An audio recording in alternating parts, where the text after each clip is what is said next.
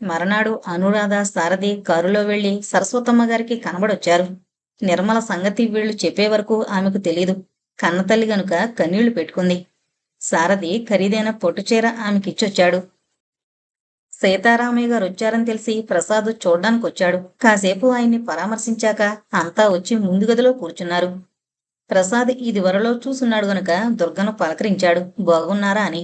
ఆ మాత్రానికే ఆమె సిగ్గుల మొగ్గ అయిపోయింది. అనురాధను పరిచయం చేశాడు సారథి. ఆమె నమస్కారం చేసింది. కాసేపు లోకావిరామాయణం అయిన తర్వాత సారథి అడిగాడు, ఎంతవరకు వచ్చింది నీ కళారాధన? ప్రసాద్ అర్థం చేసుకున్నాడు. నవ్వేసి ఊరుకున్నాడు. కళారాధనేంటి అని అడిగింది అనురాధ. చెప్పనా అని సారథి ప్రశ్నార్థకంగా చూశాడు ప్రసాద్ వంక. చెప్పు, ఇందులో రహస్యమేముంది? చెప్పేస్తున్నానైతే. మా వాడు ఒక గొప్ప నటుడు. ఓహో, కవిగారి మిత్రుడు నటుడన్నమాట. మీరంతా కవులు, గాయకులు, నటులు పోగయ్యారు. మేం ఏదీ చేతగాని మామూలు మనుషులం అంది అనురాధ. అలా మామూలు మనుషులుగా బ్రతకడంలో ఎంతో సుఖం ఉంది రాధా. ఈ కళాకారులున్నారే, వీళ్ల పని మరీ దారుణం. ఏ కొద్ది మందినో మినహాయిస్తే మిగిలిన వాళ్ళంతా కేవలం కళకే జీవితాన్ని అంకితం చేసి బ్రతకలేరు. దైనందిన జీవితంలో పడిపోయిన తర్వాత తాను కలలు కన్న ఆ కళా జీవితం అందని మానుకు వేలాడుతూ ఊరించే పండులాగా తయారవుతుంది. అతను ఏమీ చేయలేక, ఆశించింది పొందలేక, కనీసం అందుకు గట్టి ప్రయత్నమైనా చేయలేక నీరసపడిపోతాడు. ఈలోగా అతనిలోని ఆ కళాత్మక శక్తి నశించిపోయే ప్రమాదం కూడా ఉంది. నా మట్టుకు నాకు అదే అనుభవమైంది. నేను కలం పట్టుకుని కూర్చుంటే మొన్న కవిత్వం రాలేదు, నిద్ర ముంచుకొచ్చింది. నాలోని కవి చచ్చిపోయాడు. మామూలు మనిషి మాత్రమే మిగిలిపోయాడు అన్నాడు సారథి. నాలోని నటుడు కూడా చనిపోయాడు అన్నాడు ప్రసాద్ నవ్వుతూనే. కొంపతీసి పెళ్లి చేసుకున్నావేంటి? అదేం దేశద్రోహం కాదుగా, అందరూ చేసే పనే. త్వరలోనే చేసుకుందాం అనుకుంటున్నాను. కళారాధన బాగానే పనిచేసిందన్నమాట అన్నాడు సారథి. కన్నవాళ్లు నాకు ద్వేషాన్ని నేర్పారు. నిర్మల నాకు ప్రేమను నేర్పింది. కళావతి నాకు హృదయాన్ని ఏర్పరిచింది. అందులోకి తానే వచ్చి ఉంటానన్నా నాకు అభ్యంతరం లేదని ఆమెకి ఈనాడో చెప్పాను నేను. నాటకాలు వేసుకుని బ్రతికే ఆమెకు చుట్టూ చేరే మీలాంటి వాళ్ల హృదయాలకు పట్టిన బూజు దొలపడం పెద్ద పనేమీ కాదు. నువ్వు ఆమెనే పెళ్లి చేసుకోమని కోరడం ఘోరం. ఘోరమేముంది? నాటకాల్లో వేసినంత మాత్రాన ఆమెను పురుగును చూసినట్లు చూడడం తప్పు. ఆమె కూడా అందరిలాంటి మనిషే. తప్పు చేసిందేమో అంటావా? ఎంతమంది ఎన్ని తప్పులు చేయడం లేదు? తప్పు చేసిన వాళ్లైనా బాగుపడాలనుకున్నప్పుడు వాళ్ళకి అవకాశం కూడా లేకుండా మనం మంచితనం తలుపులు మూసేసుకుని లోపలే కూర్చుండిపోవడం అమానుషం కాదా అని అడిగాడు ప్రసాద్. మిమ్మల్ని నేను అభినందిస్తున్నాను ప్రసాద్ గారు. ఈ కవిగారు కేవలం కబుర్లు చెప్పడం వరకే గాని క్రియ శూన్యం అంది అనురాధ. వాడు మాజీ కవిలండి అని వ్యంగ్యంగా అంటించాడు ప్రసాద్. ఆమె బాగుపడదలుచుకుంటే వద్దు అని ఎవరంటారు? కాని వివాహం ఆమె కళారాధనకు అడ్డు రావచ్చు. అందుకే నువ్వు ఆసక్తి చూపినా ఆమె ముందుకు రాలేదు అని సమర్థించుకున్నాడు సారథి. ఆయనకు ఆ హృదయ సౌశల్యమే ఉండాలి గాని ఎందరు నిర్భాగ్యులు లేరు. మీరు మీ మాట మీద నిలబడగలరా ప్రసాద్ గారు అని అడిగింది అనురాధ. తప్పకుండా. కళావతి నా దృక్పథాన్ని విశాలం చేసింది, అందులో అనుమానం లేదు. నేను ఆమెను పెళ్లి చేసుకుందామని కూడా అనుకున్నాను. అయితే నేను ఒకటి గట్టిగా నియమం పెట్టాను. నీ గతంతో నాకు సంబంధం లేదు. నీ భవిష్యత్తుతో నా భవిష్యత్తు ముడిపడింది గనుక నేను నీ మీదుంచిన ఈ అపారమైన నమ్మకాన్ని వమ్ము చేయకుండా నిలబడగలవా అని అడిగాను. ఆమె నిలబడగలనని చెప్పింది గాని ఆ విషయంలో ఆమె మీద ఆమెకే నమ్మకం ఉన్నట్లు లేదు. అందువల్ల నేను పట్టించుకోవడం లేదు ఆ పైన అన్నాడు ప్రసాద్. కాబోయే ఆమె మిమ్మల్ని దైవంగా చూసుకుంటే చాలన్నమాట అంది అనురాధ. దైవంగా చూసుకుంటే లాభం లేదు, భర్తగా చూసుకోవాలి అన్నాడు ప్రసాద్ నవ్వుతూ. అదేలేండి, గతంలో ఏదైనా ఒక చిన్న అపశృతి కలిగి అది మానవాతీతమైన కారణాల చేత ఇప్పుడు తన జీవితాన్ని సక్రమంగా సరిదిద్దుకోవాలనుకునే స్త్రీని మీరు ముందుకొచ్చి పెళ్లి చేసుకోగలరా అని సూటిగాను కొంచెం ఆవేశంగానూ అడిగింది అనురాధ. బై ఆల్ మీన్స్ ఒక రకంగా అలాంటి స్త్రీనే పెళ్లి చేసుకోవాలని వెతుకుతున్నాను. ఎందుకంటే అలాంటి మనిషే నా గతంలోకి తొంగి చూడదని నా నమ్మకం. నిన్నటిదాకా నేను నా ఇష్టం వచ్చినట్లు తిరిగాను, ప్రవర్తించాను. ఇప్పుడిప్పుడే ఆ మొత్తు వదిలి కళ్ళు తెరిచి చూస్తున్నాను. నాకు సరిపడే స్త్రీ కోసం, నన్ను సానుభూతితో అర్థం చేసుకునే ఆడదాని కోసం వెతుకుతున్నాను అన్నాడు ప్రసాద్. అయితే మీ పెళ్లి కుదిరినట్లే. ఇంక మీరెక్కడా మాట ఇవ్వకండి, ఏ పెళ్లి చూపులో చూడకండి అని నవ్వేసింది అనురాధ. అదేంటి వాడంత ఫార్వర్డ్గా మాట్లాడుతుంటే నువ్వు పిల్లనైనా చూపించకుండా పెళ్లి కుదిరిచేస్తున్నావు అన్నాడు సారథి. ఫార్వర్డ్ గనకనే అంత గట్టిగా చెబుతున్నాను. మీరు మాట తప్పరు కదూ అని రెట్టించి అడిగింది ప్రసాద్ను. మాట తప్పడమా? ఉంటే ఎప్పటికిప్పుడు తాంబూలాలు పుచ్చుకుంటాను అన్నాడు ప్రసాద్ నిశ్చలమైన అభిప్రాయంతో. తాంబూలాలు ఇక్కడ లేవులే, ఆ కిళ్ళి కొట్టు దగ్గర తీసుకుంది గాని పద అని లేచాడు సారథి. ప్రసాద్ అందరి దగ్గర సెలవు తీసుకుని వెళ్ళిపోయాడు. సారథి ఒకరోజు రాత్రంతా ఇంటికి రాలేదు. అనురాధ, దుర్గా కంగారు పడ్డారు. సీతారామయ్య గారు గంటలు గడుస్తున్న కొద్దీ విలవలాడిపోయారు. ఆ రాత్రంతా వాళ్ళు జాగరణే చేశారు. తెల్లవారుగానే జవానును పంపితే నిన్న సాయంత్రం మామూలుగా ఆఫీస్ నుంచి వెళ్ళిపోయారని, తర్వాత ఏమైంది తెలీదని చెప్పారు. ఆ వేళ ఆఫీసుకు కూడా రాలేదు సారథి. వాళ్ళు అతని కోసం గాలించడం మొదలుపెట్టారు. ఇంతలో టెలిఫోన్ వచ్చింది. సారథి హాస్పిటల్లో ఉన్నాడని, ఎవరినైనా రమ్మనమని. అనురాధ, దుర్గా ఆదరాబాదరా పరిగెత్తారు. ఎడమ చేతికి, మోకాలి దగ్గర కాలికి, బుగ్గ మీద, భుజం మీద గాయాలు తగిలాయి. కట్టు కట్టామని చెప్పారు నర్సులు. సారథికి జ్వరం తీవ్రంగా ఉంది. పిలిస్తే పలికే స్థితిలో లేడు. అతన్ని మాట్లాడించద్దని నర్సులు చెప్పారు. దుర్గ కన్నీళ్లు పెట్టుకుంది. అనురాధ కూడా ఏడుస్తూనే ఉంది. ఎవరిని ఎవరు ఓదార్చాలి? అతని ఆఫీస్ వాళ్ళు చాలా మంది వచ్చారు. సారథి తోటి ఆఫీసరు వాళ్ళకి కాస్త ధైర్యం చెప్పి యువతలకొచ్చాడు. అసలు ఏం జరిగిందో ఎవరికీ అర్థం కాలేదు. డాక్టర్లు కూడా సరిగ్గా ఏమీ సమాచారం అందివ్వలేకపోయారు.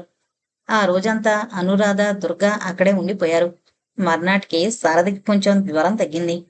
అతన్నడిగితే ఎవరో నలుగురు రౌడీలు కారుకు అడ్డంగా నిలబడ్డారని, తాను కారు ఆపగానే తనని బయటికి లాగి నిష్కారణంగా చేయి చేసుకున్నారని చెప్పాడు. వెనకాలింకా ఏవో బస్సులు, కార్లు వస్తుండడం చూసి నన్ను వదిలేసి వెళ్ళిపోయారు గాని లేకపోతే నన్ను చంపేసి ఉండేవాళ్లు అన్నాడు. ఎందుకని? నువ్వు వాళ్ళకు చేసిన అపకారం ఏమిటి?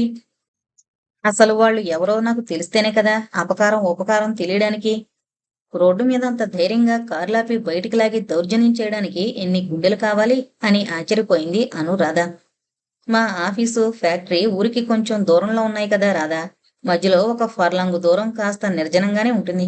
వాళ్ళకది బాగా ఉపయోగపడింది అన్నాడు సారథి రెండో చేత్తో కట్టుకట్టిన చేతిని తడుముకుంటూ. ఒంటి మీద అతని కట్లు చూస్తే ఆమె గుండె తరుక్కుపోయింది. ఎంత దృఢంగా ధైర్యంగా ఉండేవాడు సారథి ఇప్పుడిలా నిస్సహాయంగా కదలలేని స్థితిలో పడుకుని ఉండడం తలుచుకుంటే ఆమెకు కన్నీరు ఆగడం లేదు. మీకు మరేం పర్వాలేదు కదా? ఈ కట్లు బ్యాండేజీలు చూస్తే నాకు భయం వేస్తోంది అంది అనురాధ విచలిత మనస్కయి. నాకు కాలు చెయ్యి పోయినా పర్వాలేదు రాధా. నన్ను చూసుకోవడానికి ఇప్పుడు నువ్వు ఉన్నావు కదా. నేను ఉంది మిమ్మల్ని ఇలా చూసుకోవడానికేనా అని ఏడ్చింది అనురాధ. మొత్తానికి ఆడపిల్లని అనిపించుకున్నావు అని నవ్వాడు సారథి. ఆడపిల్లను కాదని ఎప్పుడన్నా అనిపించానా అంది కన్నీరు తుడుచుకుంటూ. మొన్న పెళ్ళిళ్ళు కుదురుస్తుంటే కావేమో అనుకున్నాను. పాపం జైను తలచుకుంటేనే నాకు జాలిస్తుందండి. ఆమె నిండు బ్రతుకు అలా బలైపోవలసిందేనా? ఆమె యవ్వనం అడవి కాచిన వెన్నెల కావలసిందేనా అని వాపోయింది అనురాధ. సారథి మాత్రం ఏమనగలడు?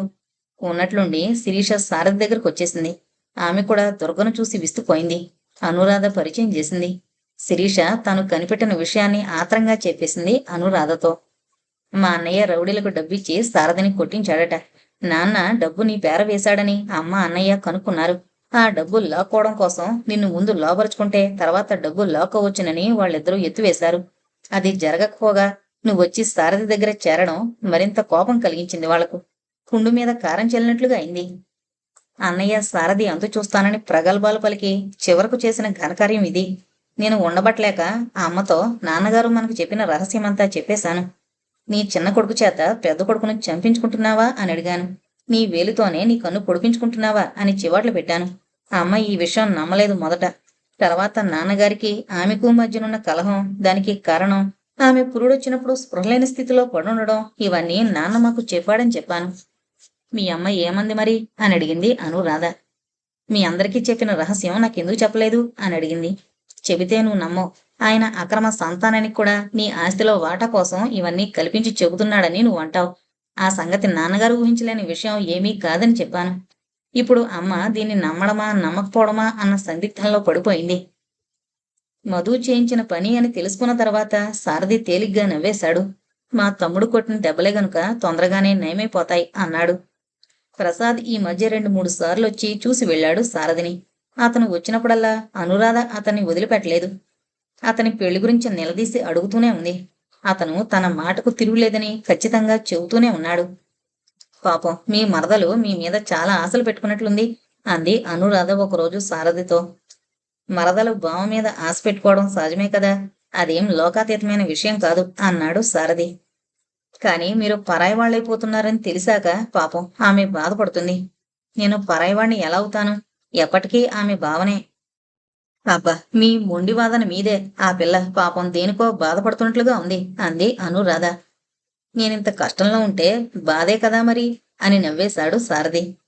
అనురాధ తెచ్చిపెట్టుకున్న కోపంతో మూతి ముడుచుకుంది. మొత్తం మీద సారథి మళ్ళీ మామూలు మనిషి అయ్యాడు. అతను ఇంటికొచ్చాడు. అనురాధ, శిరీష, దుర్గ ముగ్గురూ కలిసి సారథిని ఏదో ఒకటి అంటూ ఆటలు పట్టిస్తూనే ఉన్నారు. ఇంటికి రావడం అంటే ఇష్టపడని సారథి ఇప్పుడు గుమ్మం దాటలేకపోతున్నాడు. సెలవు దొరికితే చాలు ప్రసాద్ వచ్చి పడుతున్నాడు. కబుర్లతో, నవ్వులతో, కేరింతలతో ఆ ఇల్లు దద్దరిల్లిపోతుంది. వీళ్ళందరి మధ్య ఉండలేకపోతోంది దుర్గ. సీతారామయ్య గారు గదిలో నుంచి ఎక్కువసేపు బయటికి రాకపోయినా ఆయనకి సేవలకు తక్కువేం జరగడం లేదు. వస్తూ పోతూ అందరూ తలోసారి పరామర్శించిపోతుంటే ఆయనకు పరమానందంగా ఉంది. అప్పుడప్పుడు లేచొచ్చి వీళ్ల మధ్య కూర్చుంటాడు. ఒకరోజు మధ్యాహ్నం దుర్గ సారథిని అడిగింది, నన్ను పంపించే బావా అని. ఎక్కడికి అని అడిగాడు సారథి. మా ఇంటికి. ఏ ఇంటికి?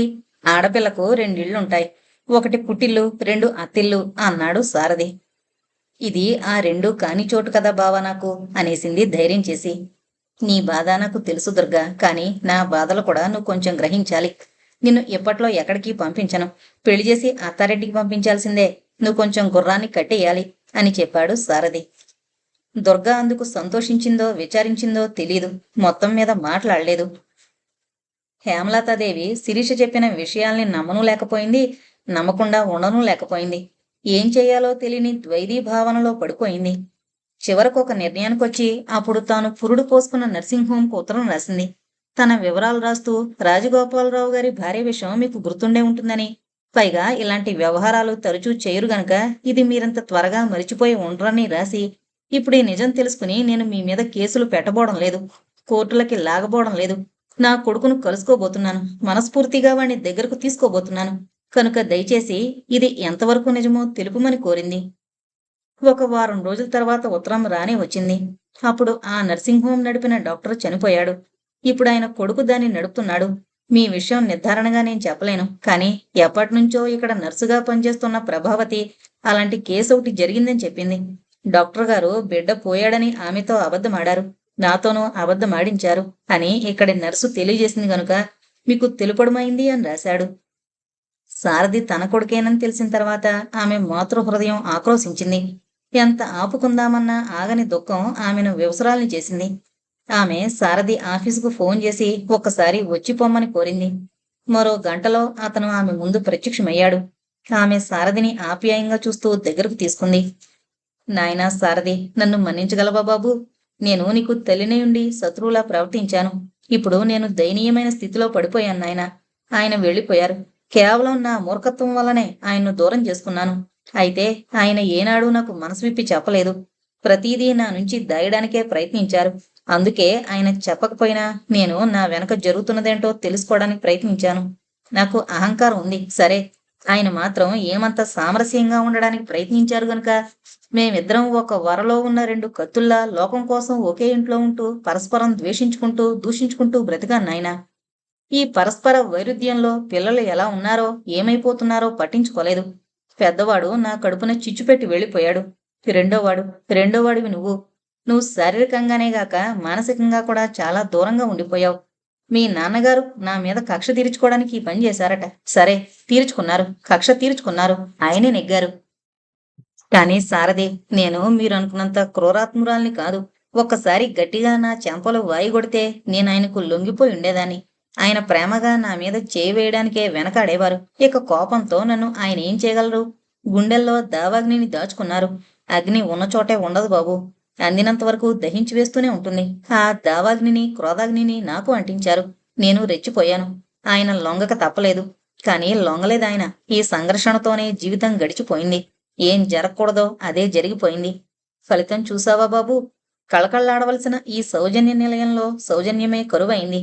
మీ అందరి నవ్వులతో, సంతోషపు కేరింతలతో, పూల పడవల ఆనందంలో తేలిపోవలసిన ఈ భవనం నిర్జనమైపోయింది, నిర్జీవమైపోయింది, పాడుబడిన కొంపలా అయిపోయింది. ఇప్పుడు నాకు ఆ తెరలు తొలగిపోయాయి. సారథి, మీరంతా నా వాళ్ళు. మీరంతా నా దగ్గరుంటేనే నాకు సంతోషం. మళ్ళీ ఇక్కడికి రండి నాయనా అని కోరింది. తప్పకుండా వస్తానమ్మా. తమ్ముడేడి? వాడెప్పుడు ఎక్కడ ఉంటాడో వాడికే తెలీదు.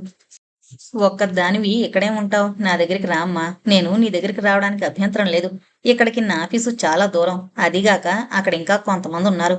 నువ్వు ఒక్కసారి వస్తే వాళ్ళంతా చూసి సంతోషిస్తారమ్మా అని వేడుకున్నాడు సారథి. ఆమె అంగీకరించింది. సారథితో పాటు కారు దిగుతున్న హేమలతాదేవిని చూసి శిరీష, అనురాధ ఆశ్చర్యంతో చూస్తుండిపోయారు. ఆమె నవ్వుతూ వాళ్ళను దగ్గరకు తీసుకుని లోపలికి దారి తీసింది.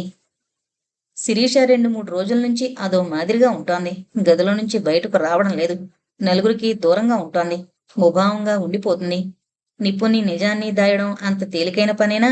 తిన్న అన్నం బొళ్ళున కక్కుతోంది. నీరసంగా కనబడుతోంది. ఆమె గర్భంలో ప్రాణం పోసుకుంటున్న మరో పసికందు ఆమె ప్రాణం మీదకు తెచ్చిపెట్టాడు. ఇది ఇంట్లో నలుగురికి చెప్పకుండానే తెలిసిపోయింది. అనురాధ చెబితే సారథికి తెలిసింది. హేమలతాదేవి కన్నీరు పెట్టుకోవడం మినహా మరేం చేయలేకపోయింది. మొదట్నుంచి అదుపులో పెట్టకుండా వదిలేసిన దాని ఫలితం నాయనా ఇది. నీకు తెలిసిన ఏ డాక్టర్ దగ్గరకో తీసుకుపోయి దాని పాపపు చేతుల్ని కడిగించి తీసుకురా అంది. అదేంటమ్మా, శ్యామ్ చేసుకుంటాడని మొదట్నుంచి అనుకున్నదే కదా. మీరంతా వాళ్ళని ఆ దృష్టితో చూడబట్టే, వాళ్ళకంత స్వేచ్ఛనివ్వబట్టే కదా వాళ్ళు తొందరపడ్డారు. ఇప్పుడు ఈ దోషం అంటగట్టడమేమిటమ్మా అన్నాడు సారథి. అన్నీ మనం అనుకున్నట్లే జరుగుతాయా? చిరంజీవి బ్రతికే ఉంటే నేను వర్ధనమ్మను లొంగదీసేదాన్ని. ఇప్పుడు ఆవిడకు నాతో అవసరం ఏముంది? మీ పిల్లను చేసుకోమని ఏనాడో తేల్చి చెప్పేసింది. మామూలు పరిస్థితుల్లో అయితే ఏమో గాని ఇప్పుడు పరిస్థితి చేయిజారిపోయిందమ్మా. ఇంతకీ అతనేమంటాడు? అతనికి చేసుకోవాలని ఉండొచ్చు, కానీ ఆ పిల్లవాడు తల్లికి ఎదురు చెప్పలేడు అని తేల్చేసింది హేమలతాదేవి. కాని సారథి అంతమాత్రానికే నీరసించిపోలేదు. వర్ధనమ్మ గారిని కలుసుకున్నాడు. ఈ విషయం వినగానే ఆమె అగ్గివేసిన గుగ్గిలమైంది. ఎవరితో తిరిగిందో ఏమో, ఇవన్నీ తీసుకొచ్చి మా నెత్తను రుద్దాలని చూస్తున్నారా మీరు అని ఎగిరింది. అంత మాటన్నో మీలాంటి పెద్దలకు భావ్యం కాదు. శ్యామ్, శిరీష ఎంత చనువుగా తిరిగారో మీకు తెలియంది కాదు. ఆ మాట అనే ముందు మీరొక్కసారి మీ అబ్బాయి అభిప్రాయాన్ని కూడా తెలుసుకోండి అన్నాడు సారథి. ఆమె తీక్షణంగా చూసిందే తప్ప మాట్లాడలేదు. మీ అమ్మాయికి అన్యాయం జరిగిందని వాళ్ళ అమ్మాయికి అన్యాయం జరగాలనుకోవడం ఏమంత మంచిది? మీ జైకు జరిగిన పెళ్లిలో మా అందరి ప్రమేయము ఉంది. ఆమెకు జరిగిన అన్యాయానికి మేమందరం బాధపడుతూనే ఉన్నాం. మీరు ఆ అవకాశం ఇస్తే ఆమెకు తిరిగి పూర్వపు శోభను అందించాలనే మా తాపత్రయం. అంటే అంది వర్ధనమ్మ నొసలు చిట్లించి. మీకు అభ్యంతరం లేకపోతే జైకు మళ్ళీ పెళ్లి జరిపిస్తాం. మాది బాధ్యత. అలా అని ఏ ముసలివాణ్ణో తెచ్చి అంటగడతామని మీరు తీసి పారేయద్దు. ఒక అంతస్తుల అంతరాన్ని మీరు మరిచిపోగలిగితే మీ జైను తిరిగి మామూలు మనిషిని చేయగలరు. అయితే శిరీష పెళ్లికి మీరు ఒప్పుకుంటేనే మీకు ఈ అవకాశం దొరుకుతుంది. ఆలోచించుకోండి అని లేచాడు సారథి. ఆమె కూడా లేచి నిలబడింది. అయితే సరే సారథి, ఒప్పుకుంటున్నాను. రేపు ఆ అబ్బాయిని ఇక్కడికి తీసుకురా అని చెప్పింది. ఆ మాట విన్న హేమలతాదేవి ఏనుగెక్కినట్లు సంబరపడింది. అనురాధ మొహం వికసించింది. శిరీష కన్నీళ్లు తుడుచుకుంది. దుర్గ దీర్ఘంగా నిట్టూర్పు విడిచింది. ఆ మరనాడే సారథి ప్రసాదును తీసుకువెళ్లి ఆమెకు జైకు చూపించాడు. వాళ్ళు అంగీకరించారు. ఇక లగ్నాలు పెట్టుకోవడమే తరువాయి. నువ్వు నాకు కన్న కొడుకువే కాదు బాబు, కళ్ళ ముందు కనబడుతున్న దేవుడివి సారథి అంది హేమలతాదేవి కొడుకు చేతులు పట్టుకుని. ఈ దేవుడి దక్క కోరిక మిగిలిందమ్మా, తీరుస్తావా? అడుగు నాయనా, నీకు ఏం చేస్తే మాత్రం నా రుణం తీరుతుంది? పనిలో పని. తమ్ముడు కూడా పెళ్లి చేసేయ్. అమ్మా, దుర్గా నీ కూతురిలా సౌందర్యవతి కాకపోవచ్చు, బిఏలు చదవకపోవచ్చు, కానీ నీకు చక్కగా వండి పెట్టగలదు. ఏడాది తిరిగేలోపున పండంటి మనవణ్ణి అందించగలదు అన్నాడు సారథి నవ్వుతూ. ఆ పిల్లకేం నాయనా, లక్షణంగా ఉంది. వాడికి చదువుకున్న పిల్లతో పనిలేదు.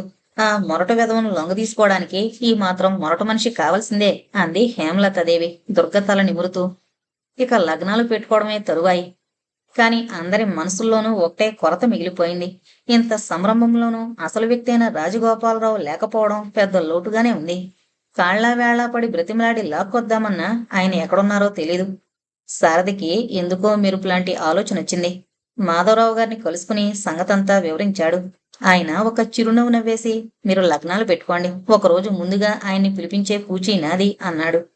సారథికి సంతోషం కట్టలు తెంచుకుంది. రెట్టించిన ఉత్సాహంతో పనులు పూర్తి చేయడం మొదలుపెట్టాడు. సాయంత్రం మసక చీకట్లు ముసురుకుంటున్నాయి. నలువైపుల నుంచి కమ్ముకుంటున్న చీకటి వెలుగును కబళించి వేస్తోంది. సౌజన్య నిలయం లోపల బయట వెలుగుతున్న ట్యూబ్ లైట్ల కాంతి అక్కడంతా పట్టపగలుగా చేస్తోంది. వచ్చే తెల్లవారుజామునే శుభముహూర్తం అందరి వివాహాలకి. తోటలో నుంచి చల్లగాలి తరంగాలు తరంగాలుగా వీస్తోంది. ఏదో చెప్పలేని ఆనందంలా, గుర్తు తెలియని పరిమళమేదో అందర్నీ ముద్దుగా కౌగులించుకుంటోంది.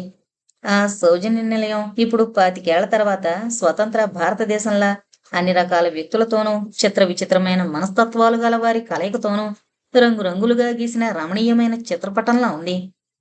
ముందున్న పందిరిలో రాఘవయ్య గారు హడావిడిగా తోరణాలు, రంగు కాగితాలు కట్టిస్తున్నారు. ఆయన పిల్లలంతా కొత్త బట్టలు కట్టుకుని కొబ్బరాకులతో బూరాలు చేసుకుని ఊదుకుంటున్నారు ఒక పక్క. సీతారామయ్య ఒక సోఫాలో కూర్చుని సినిమా హాల్లో కూర్చున్న ప్రేక్షకుల్లాగానో, దేవుడి గుళ్ళో కూర్చున్న విగ్రహంలాగానో చుట్టూ జరుగుతోంది వింతగా చూస్తున్నారు. లోపల గదిలో అనురాధ సారథితో అంటోంది, మీరు ఆ ఉద్యోగం మానేసి ఇచ్చట అన్ని రకముల వివాహాలు చేయబడును అని బోర్డు కట్టండి, బోళ్లంత సంపాదించగలరు అని సలహా చెబుతోంది. సారథికి నవ్వు రాలేదు. నిర్మల గుర్తుకొచ్చింది. అది వినిపించే విషాద గీతం అతని గుండెల్లో ఏ మూలనో వినబడుతోంది. దాన్ని వింటున్నాడతను. పక్క గదిలో శిరీష శ్యామ్తో అంటోంది, నేను ఎంత భయపడ్డానో తెలుసా? ముందు తొందరపడ్డం ఎందుకు, తర్వాత భయపడ్డం ఎందుకు అంటున్నాడు శ్యామ్. మీరే మరీ తొందర ఎక్కువ. నీకు లేదేం పాపం అని రెట్టిస్తున్నాడు. చిరంజీవి గదిలో కూర్చునుంది జయ. గదిలో దీపం వేయలేదు. చుట్టూ ఉన్న అంధకారంలో ఏంటో ఆలోచించుకుంటోంది. ప్రసాద్ లేచి లైటు వేశాడు. చీకట్లో కూర్చుని చుట్టూ ఉన్న అంధకారాన్ని నిందిస్తే లాభం లేదు జయ, దీపం వెలిగించుకునే ప్రయత్నం చెయ్యాలి అంటున్నాడు ప్రసాద్. అతని వంక సాభిప్రాయంగా చూస్తున్నదామె. మధు తన గదిలో కాబోయే భార్యతో సరసమాడుతున్నాడు. సుఖ సంసారాన్ని శాంపిల్ చూపించమని వేడుకుంటున్నాడు. సందిట బందీ చేసి దుర్గను ఇబ్బంది పెట్టేస్తున్నాడు. తటాలన లోపలికి రాబోయిన విశాలక్ష్మమ్మ లోపల జరుగుతుంది చూసి దూరంగా వెళ్లిపోయింది. మేడ మీద హేమలతాదేవి, వర్ధనమ్మ నగల నాణ్యం చూసుకుంటున్నారు. ఆరు బయట కుర్చీల్లో కూర్చున్న రాజగోపాలరావు గారు కుటుంబరావు గారితో అంటున్నారు, ఈ జీవితం అన్ని రాగాలు పలికే విపంచి లాంటిది. దాన్ని వినియోగించుకుని కమ్మని గీతాలు రచించుకునే సామర్థ్యం వైణికుని నేర్పు మీద ఆధారపడి ఉంటుంది. ట్రాన్సిస్టర్లో నుంచి ఏదో వీణానాదం వీణుల విందుగా వినిపిస్తుంది. దాని గురించే మాట్లాడారాయన. ఆ వీణానాదంలో ఎక్కడో ఏదో అపశృతి ఉన్నదేమో అనిపిస్తోంది రాజగోపాలరావు గారికి. కుటుంబరావు గారికి ఆ ధ్యాసే లేదు. ఆయన విని ఆనందిస్తున్నారు. తప్పుల ప్రసక్తి ఆయనకు లేదు. అందువల్లనే ఆయనంత సుఖపడగలుగుతున్నారు అనుకున్నారు రాజగోపాలరావు. వీణానాదం వినిపిస్తూనే ఉంది. వాళ్ళు వింటూనే ఉన్నారు. జీవన స్రవంతి కాలం ఒడ్డుల్ని ఉరుసుకుంటూ నిండుగా ప్రవహిస్తూనే ఉంది. ఇంతటితో రాగ విపంచి అనే నవల కంప్లీట్ అయిందండి. నాకైతే నవలంతా బాగా నచ్చింది. కాకపోతే చిరంజీవి తను చనిపోతానని తెలిసి కూడా జైను పెళ్లి చేసుకోవడం అనే ఆ ఒక్క విషయం మాత్రం నాకు నచ్చలేదు. అనురాధం చేసుకుంటే అది తప్పుగా ఫీల్ అవుతున్నాడు కానీ జైను చేసుకుని ఆమెను విధవను చేయడానికి మాత్రం అతను వెనకాడలేదు. ఈ ఒక్క విషయం మినహా నవల నాకు చాలా బాగా నచ్చిందండి. మరి మీ అభిప్రాయం ఏంటో నాకు కామెంట్స్ రూపంలో తెలియజేయగలరు. Thank you.